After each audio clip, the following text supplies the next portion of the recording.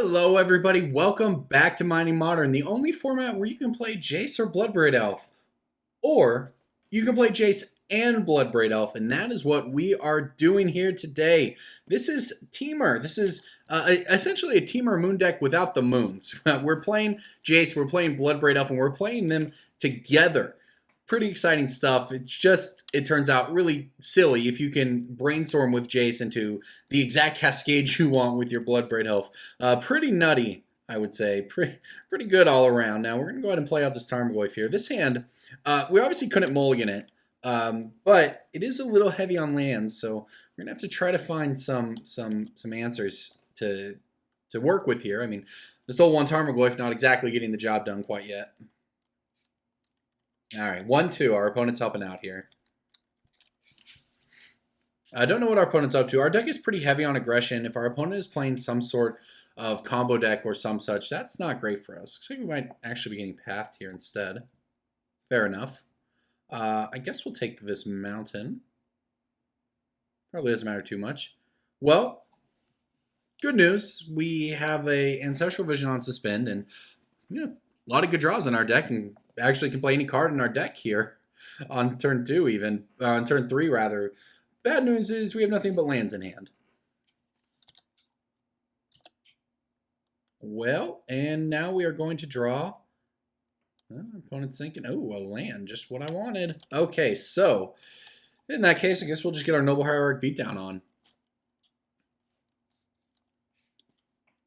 Ah, did it, got there. Message sent. So our opponent here on blue-white and Path to Exile, I think it's safe to say they're going to have some Jaces of their own before it's all said and done. That Ancestral Vision is going to be pretty key, and actually resolving it will be pretty key as well.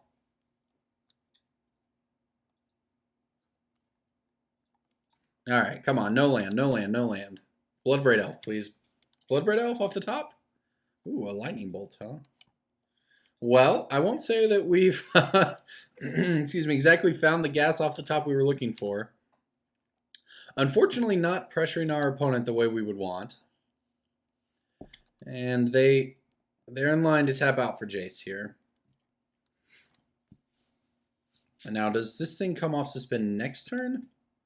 2 turns from now. Well, that's not ideal. Looks like we're going to get Field of Ruined. Our opponent really, really wants us to find a non-land. So we've got that going for us. They are trying to help out. Clearing out our deck. So when our opponent slams Jace here, we have to pretty much very much hope that they choose to brainstorm. And I'm just assuming there's a Jace coming. But if they wow, that is aggressive. Okay. All right. Sure thing. Path to Exile on the Noble Hierarch. They correctly realize we have nothing going on here. I hope that means they're going to slam Jace and go for the... Wow, they don't have a 4th land, though. Okay. Now our Ancestral Vision will come off suspend next turn. We can pay for mana leaks, so there's no reason not to just run the sword out there and see what happens. This sword's a nice inclusion in this deck list that Yama Killer took to the top 32 of the mocks last weekend. It's certainly an interesting one. Makes a lot of creatures good, and we are playing Noble Hierarchs in our deck, so we have some bad cascades. But on the other hand, cascading into Sword of Fire and Ice with your Bloodbraid Elf is pretty powerful. So that's certainly something we have going for us. Now, unfortunately, our opponent did hit their... Well, okay, this works out. On the one hand, they hit the 4th land, so they would have Cryptic Command for our Ancestral Vision, but on the other hand, they opted to play Search for Azcanta instead. So we will cast this Ancestral Vision. They could have a negate or something here. Logic Knot doesn't even get us, though. So, wow, okay. Now we are talking. Let's go ahead and Serum Visions and set up this Bloodbraid Elf cascade. Well, awkward. I guess this is interesting. I'm actually going to put the roast. I want to make sure I understand this right. I'm going to put the roast on top. I'm a Bloodbraid into the roast here we will fail to cast it because it will have no targets, but that means we get to draw Jace next turn. And that's much better than anything else there where we bottom our own Jace, which we don't want to do given that it's a pretty powerful magic card we would like to draw. All right, begin the beatdown here with Bloodbraid Elf.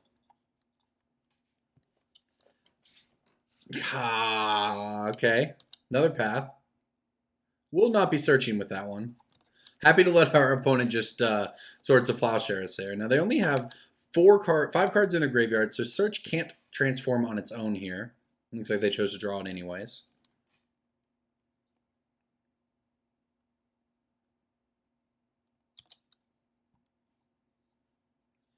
All right, so there's our Jace. So we have 1, 2, 3, 4. So we need to actually play this breeding pool this turn.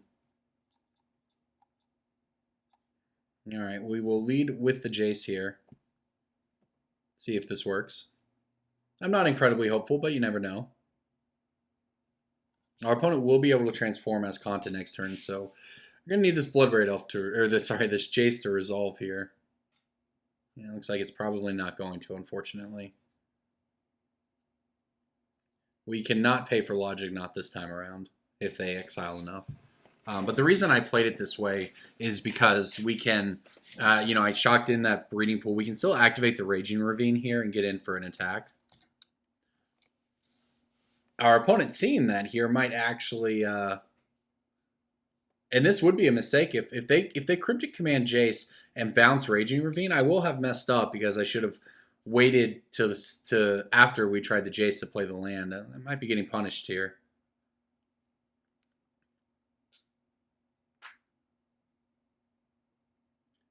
And they're going to transform as Kanta, so this is not great. Oh, it's the Logic Knot, though. Okay, well, that's fine.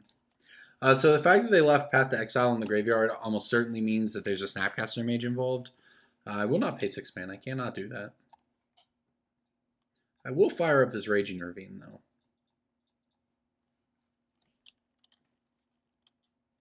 All right, so our opponent's playing Jeskai. And you know what? This is actually terrible for them because now Search for Ascanta is nowhere near transforming.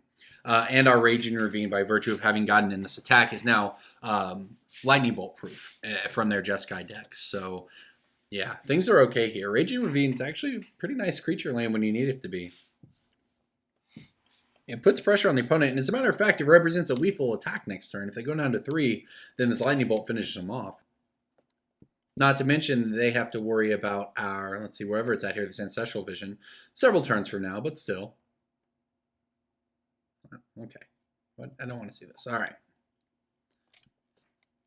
Yeah, that Logic Knot forcing our opponent to not be able to transform their Search for Ascanta was a bit of a blowout for them. Now, this is just going to get pathed if we do this, but I mean, we may as well, right? Not sure why I wouldn't fire it up. Snapcaster Path is what I assume is coming through here. Or they could Cryptic it. That is an option. And it is Snapcaster Path. Okay.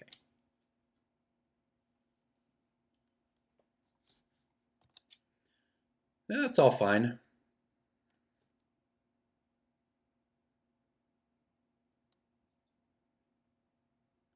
All right, so they'll path away. We do have a land in here, right? We do. All right, so we're out of lands now, but we have one in there. Okay, so we'll play out the Spire Bluff Canal. So we have plenty of mana. Dang near all the mana in our deck, as a matter of fact.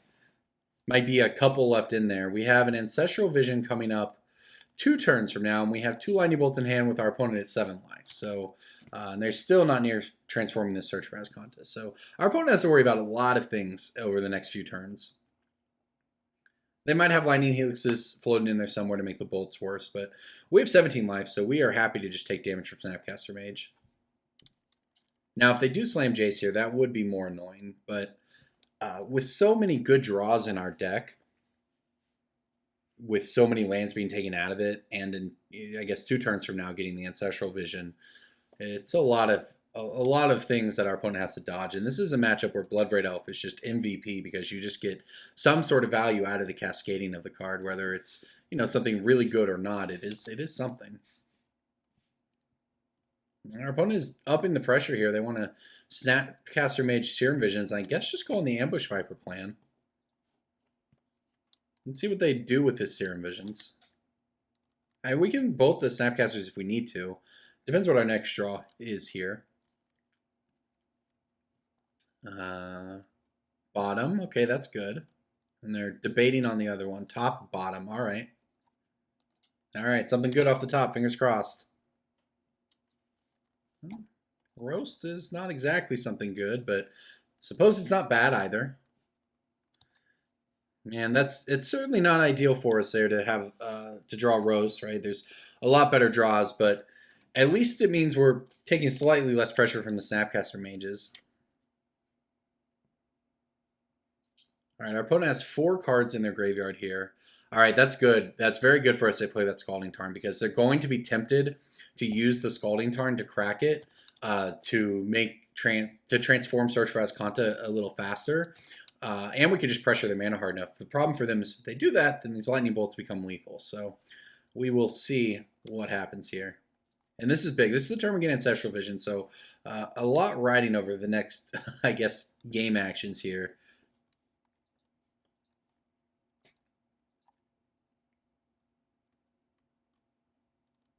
All right, yep, it's going to get countered in some fashion. Yep, Cryptic draw. All right. Kitchen Finks, okay. You know what? This is good, though. Hopefully this prompts our opponent to crack the Scalding Tarn. That's what we're hoping for here. It did not, but we get to throw the Sword of Fire and Ice on it. Or at least attempt to.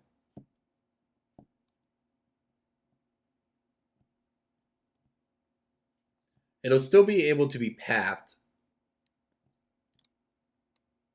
Yeah, our opponent's thinking about this one. Oh, look at that. Okay, so, all right. So they're down to 6. We have the 2 lightning bolts in hand. Going to attempt this equip. We'll see if they allow it or not. I want to let them use their mana before I just attempt to throw the lightning bolts at their face. All right, we did it. They want to electrolyze. I want to lightning bolt you twice. You can see why our opponent wanted to make that play. The electrolyze plus the cracking that fetch land would put them at 7 cards in the graveyard to transform Search for Azcanta, but it also puts them dead to those lightning bolts. All right, on to the sideboard here. Honestly, I don't know what we want. I guess we want Grafdigger's Cages. Probably want Dispels. Blood Moon, probably good. White-bordered Blood Moons. I imported the deck list on Magic Online. Don't blame me. All right, so... Excuse me. All right. Creature cards can't enter, so we can return it to our hand, though. Things we don't want are Roast. I mean, honestly, the lightning bolts probably aren't great.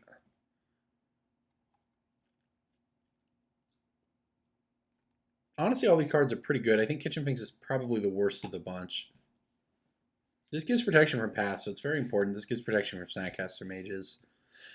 The thing with the lightning bolts is they are good in the sense that they can pressure it. If they play Jace and just brainstorm with it immediately, you can use it to remove them. Maybe we'll just run 2 Blood Moons here. I don't think this is an all-in hardcore Blood Moon deck, and our opponent can actually play around Blood Moon decently. It's one of those we can catch them off guard with it, but if we don't, then that's they can just play around it and then basically does nothing. So I don't want to overload on them too much here. Definitely going to keep this hand, though. He's got some stuff working for it.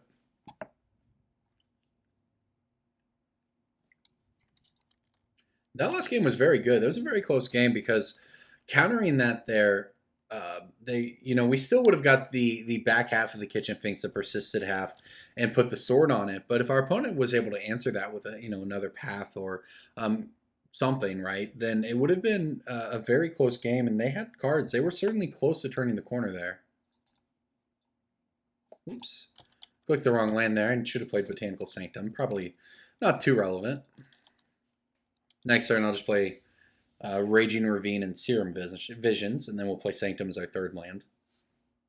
One of these, basically, we'd have a tap land, here regardless anyway, so it doesn't matter too much. Our opponent slamming Search for Azcanta on turn 2, though not ideal for us. Neither is drawing the other Blood Moon, as a matter of fact. All right, so honestly, I don't really want either of these.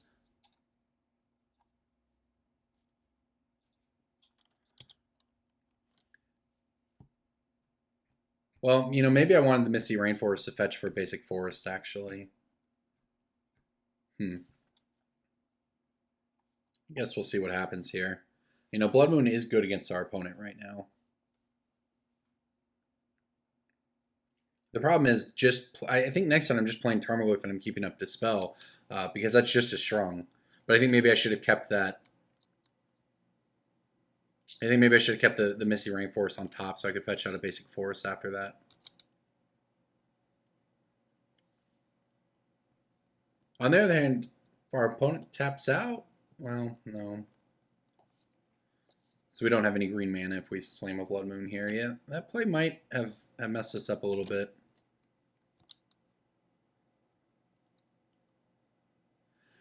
I'm just very good at Magic, though, so fortunately it doesn't matter. All right. All right, we will play Tarmogoyf here. We will have Dispel up if our opponent goes for something on it. We don't want them to do. We can also, next turn, fetch out Basic Forest, play Blood Moon with Dispel backup as well. So we actually have a lot of different answers. You know, honestly, our opponent has this basic island. I think I want to protect this. It's so tempting not to, though, to be honest. I think I'm going to try to value the Blood Moon over the Tarmogoyf here. Also because this fixes our mana and that we can get a second basic island out, which means we can cast Jace from underneath Blood Moon.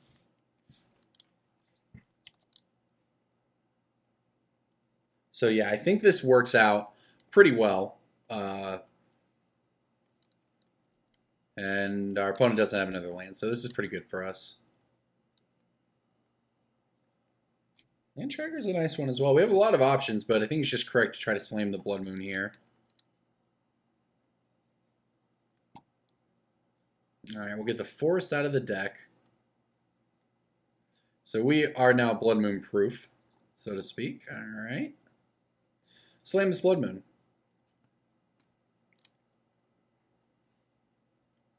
Yeah, we'll have 2 blue sources, 2 red sources, and 2 green sources after this. And honestly, that's all we need for the rest of the game. And our opponent is going to try to counter it here. We're going to fire back with this Dispel.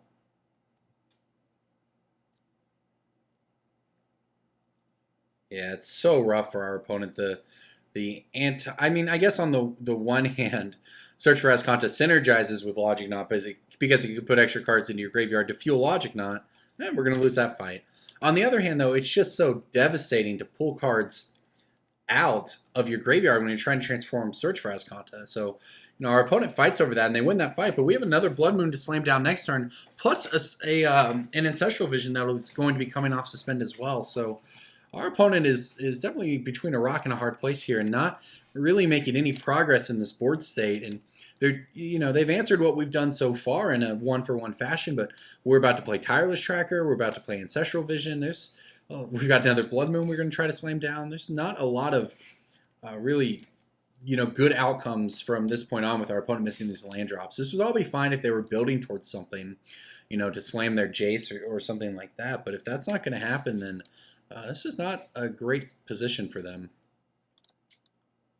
I mean, if they fight over the Ancestral Vision, they're going to get Blood Mooned. They're just not even going to fight over it. Not exactly where you want to be. All right, so I guess I should play the land so that we can...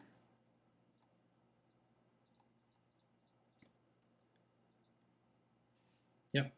Going to go ahead and play the Blood Moon here. We can pay for Mana Leak this way. Our opponent has to have a Logic Knot, which we can't pay for, or a Negate or something. But again, if they Logic Knot, yeah, that's just so bad for our opponent. Now I get to play Grafdigger's Cage, prevent any Snapcaster Mage shenanigans on Path to Exile, even if they were to pick up white mana. And we'll just slam this monstrous Tarmogoyf here. And it should pretty much close out the game, to be honest. Our opponent needs basic Island and Jace to bounce Tarmogoyf to even have a shot and then after that try to brainstorm into answers, but it's going to be difficult. We resolved a Blood Moon. We get to play Tireless Trackers after this, start generating clue tokens. And our opponent found their land, but it is a little late. I suppose double Lightning Bolt would take care of Tarmogoyf here, but that's about it. They've worked so hard on the search for Ascontin, even if they transform it, it's just going to be a mountain. Electrolyze us, I believe that was. Yeah, that's not a good position to be in. Alright, let's get on in there with this Tarmogoyf. You know, with the Grafdigger's Cage out as well, I'd say this one is pretty much wrapped up.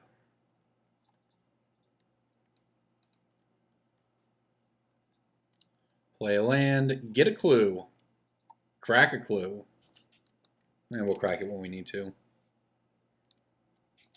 Yeah, our opponent's dead in 2 turns. They finally get to transform their search for Asconta if they want to here.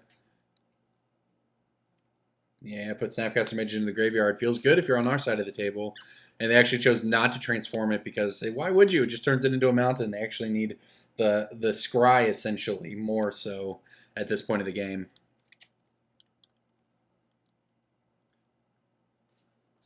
Alright, let's crack a clue. Tireless Tracker is so fun in Modern. I love this card's good.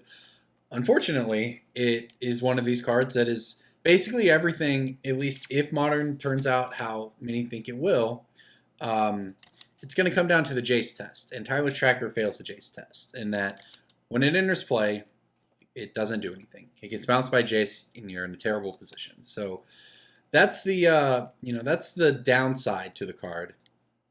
The upside is, obviously it's still very good, and it's not like you can't get value out of it when it's bounced by Jace, but, overall it's just not as strong as you would want it to be. Alright, so I'm just going to go ahead and equip the sword here to Tarmogoyf. 7-8 Tarmogoyf, Sword of Fire and Ice. We're accomplishing all kinds of firsts in Modern here, for myself anyways. Cast Jace, cast Sword of Fire and Ice, I like it. Alright, we'll stick this 2 damage onto our opponent's face and draw a card. That's a Noble Hierarch. So in that case, I'm just going to suspend Ancestral Vision, play Noble Hierarch. None of this really matters. I'm pretty sure this one is all but wrapped up. Yeah, Blood Moon, not a very fair Magic card. Neither is Jace, neither is Bloodbraid. Turns out if you can play them all in the same deck, you've got a fighting chance in Modern. Yep, I think the scoop phase is what we're entering at this point, and there you go. Jace, Bloodbraid Elf, Blood Moon, taking it down. Thank you for watching, everybody. I'm Corbin Hostler, and we're Mind Sculpting Modern here, and it's been a lot of fun. Thanks for watching.